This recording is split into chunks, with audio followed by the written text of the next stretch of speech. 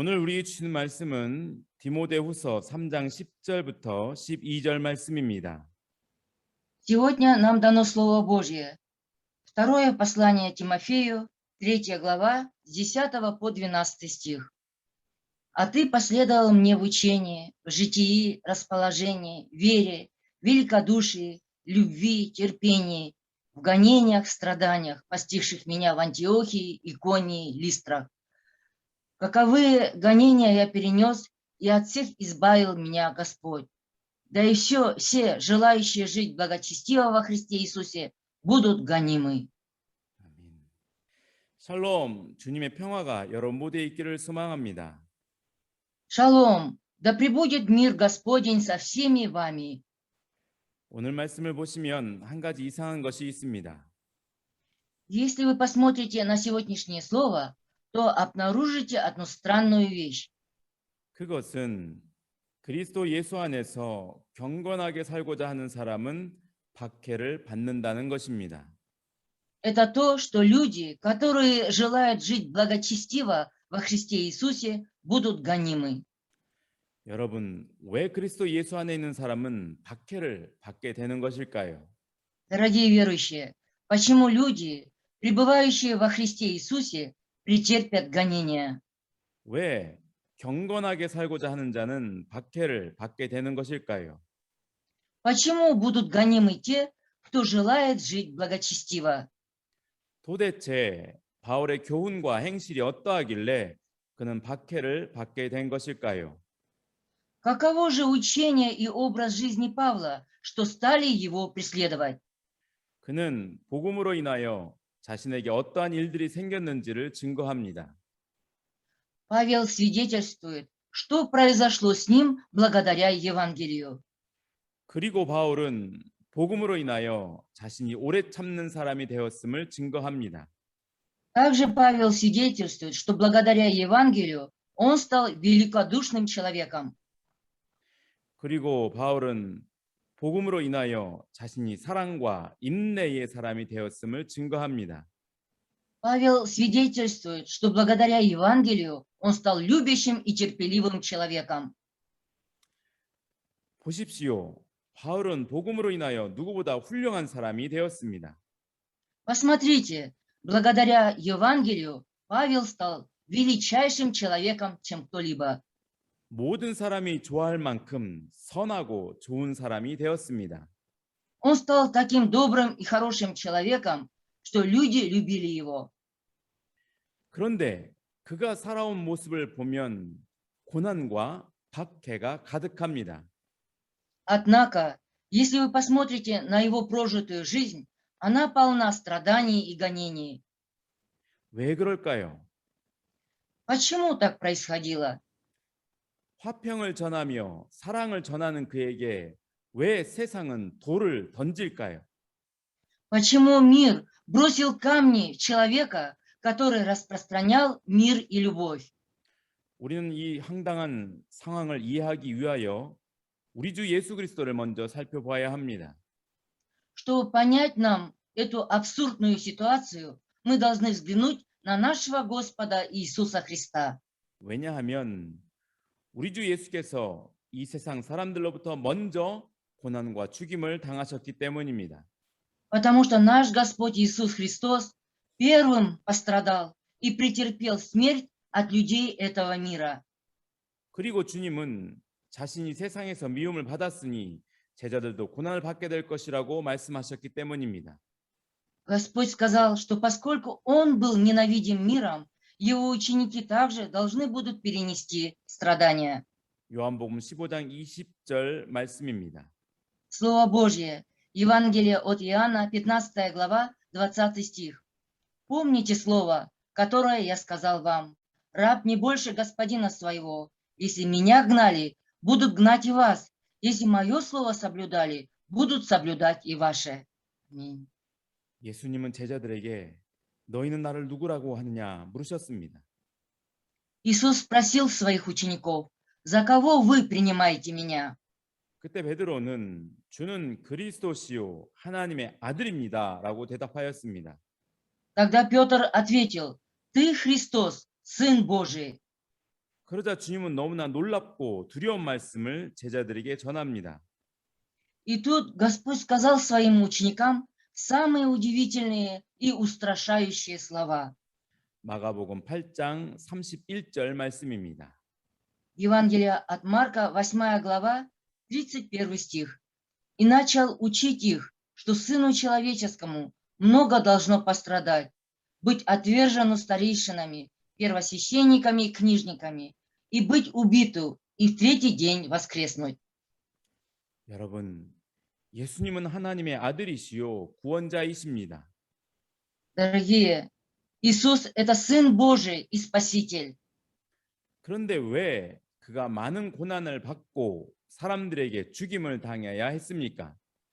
Так почему Он должен был перенести много страданий и претерпеть смерть от людей? 여러분, 유대인은 하나님이 택한 특별한 사람들입니다. Дорогие евреи, особый народ, избранный Богом. 세상 모든 사람들을 대표하는 제사장과 같은 민족이었습니다. Это был народ, подобный первосвященнику, который представлял весь род человеческий. 그리고 장로들과 대제사장과 서기관들은 그 유대인의 대표와 같은 사람들이었습니다. А старейшины, первосвященники и книжники были представителями иудейского народа. 그러니까 당시에 있는 장로와 대제사장과 서기관들은 세상 모든 사람의 대표와 같은 사람들입니다. И поэтому старейшины, первосвященники, книжники в прошлом были подобны представителям всего рода человеческого. 그런데 그러한 사람들이 왜 하나님의 아들이시오 그리스도이신 예수님을 미워하고 죽이기까지 하였습니까? Так почему же такие люди возненавидели Сына Божьего Христа Иисуса и даже убили Его? 마가복음 8장 38절 말씀입니다.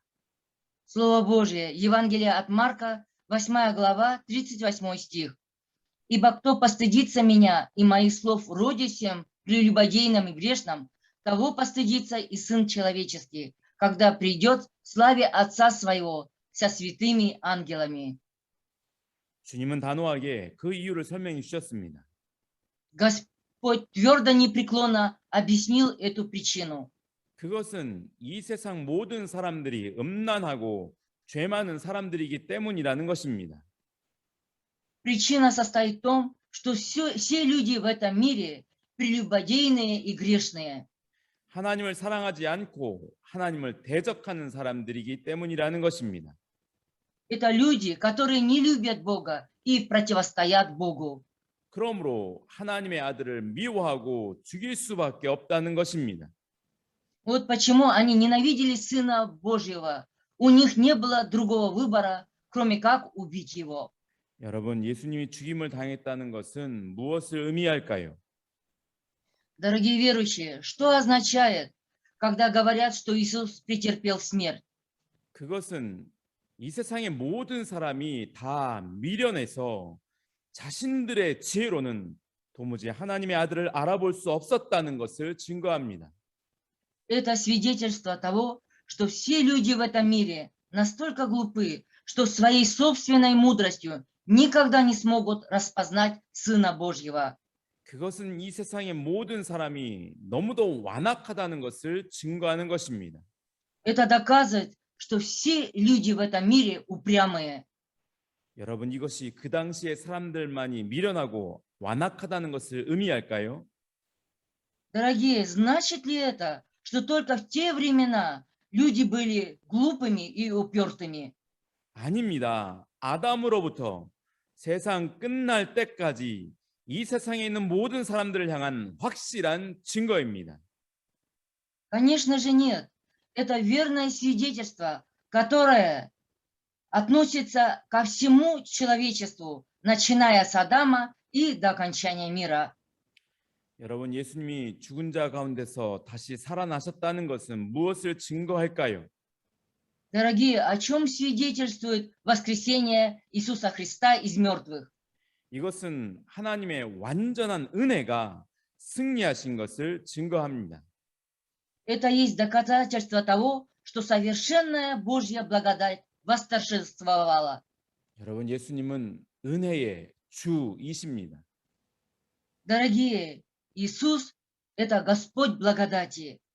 하나님은 예수님을 통하여 세상에 하나님의 완전한 은혜를 나타내 주셨습니다. Через Иисуса Бог явил миру совершенную Божью благодать. 그런데 세상의 모든 사람들은 하나님의 완전한 은혜를 짓밟고 죽이기까지 하였습니다. Но все люди в мире попрали совершенную Божью благодать, что даже убили ее. 생각해 보면 이것은 아담이 범죄한 후부터 모든 사람들이 그렇게 하였습니다. Если задуматься, после грехопадения Адама все люди стали поступать так. 히브리서 11장 4절 말씀입니다. Слово Божье, послание к евреям, 11 глава, 4 стих. «Верою Авель принес Богу жертву лучшую, нежели Каин. Ею получил свидетельство, что он праведен, как засвидетельствовал Бог о дарах его. Ею он и по смерти говорит еще». 아벨은 믿음으로 하나님에게 제사를 드렸습니다.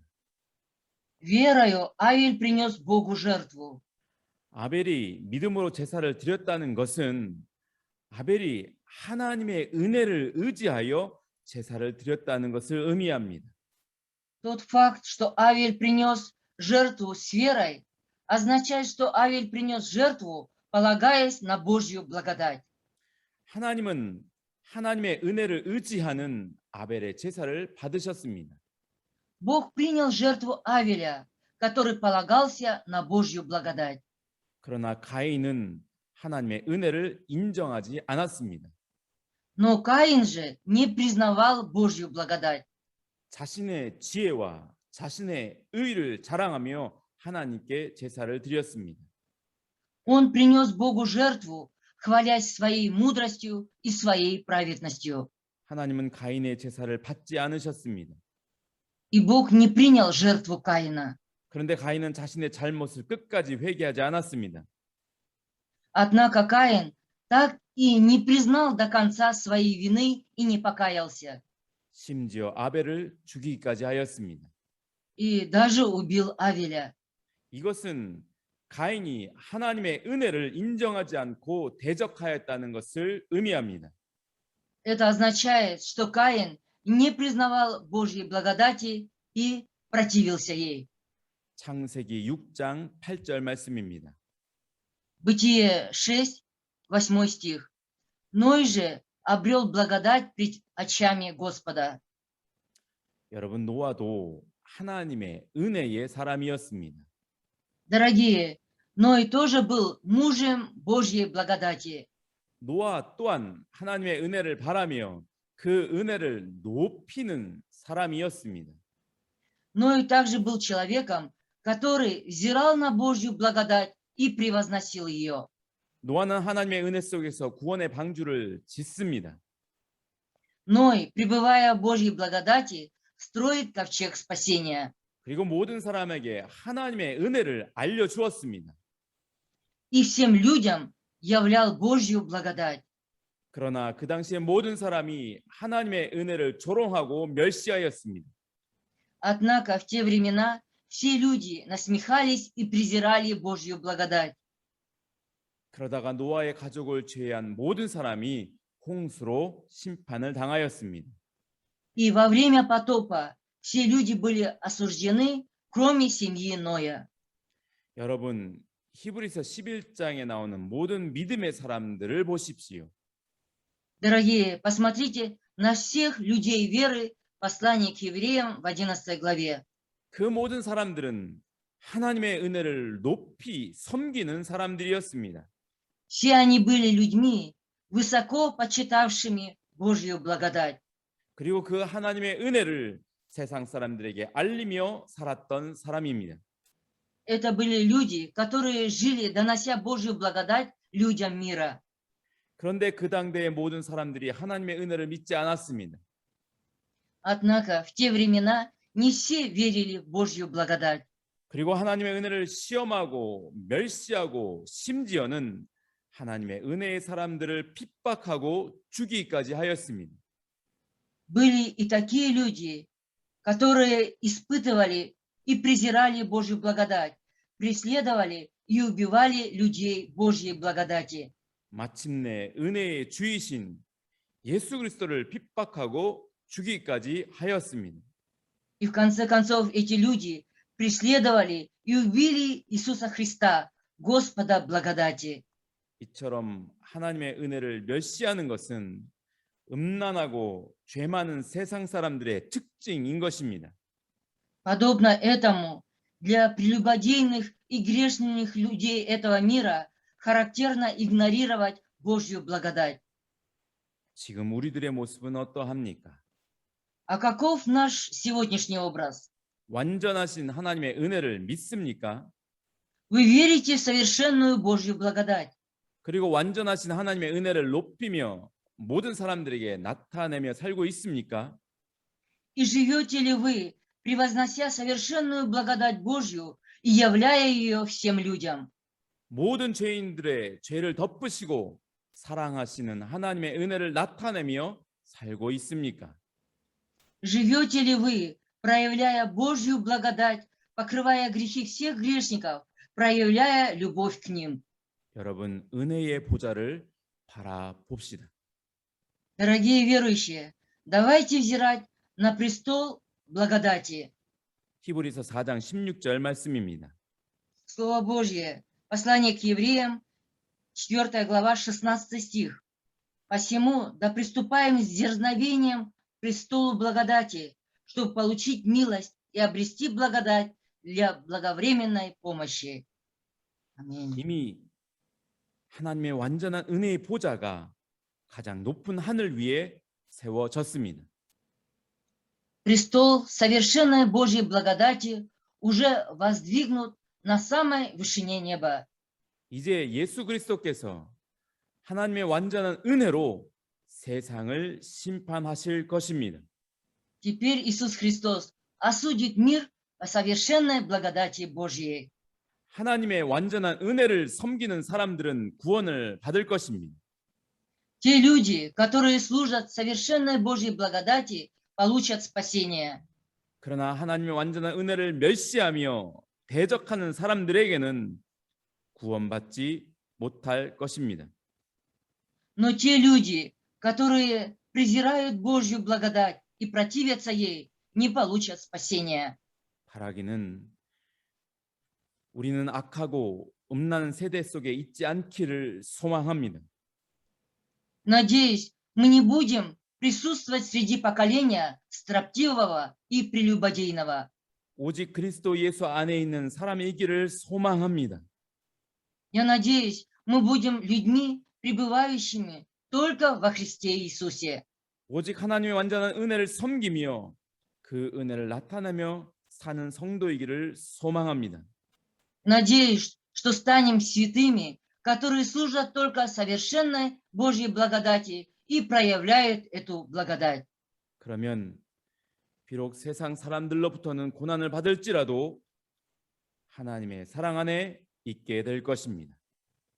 И если вы претерпите страдания от людей этого мира, но даже и тогда вы пребудете в Божьей любви. 기도하시겠습니다. Давайте помолимся.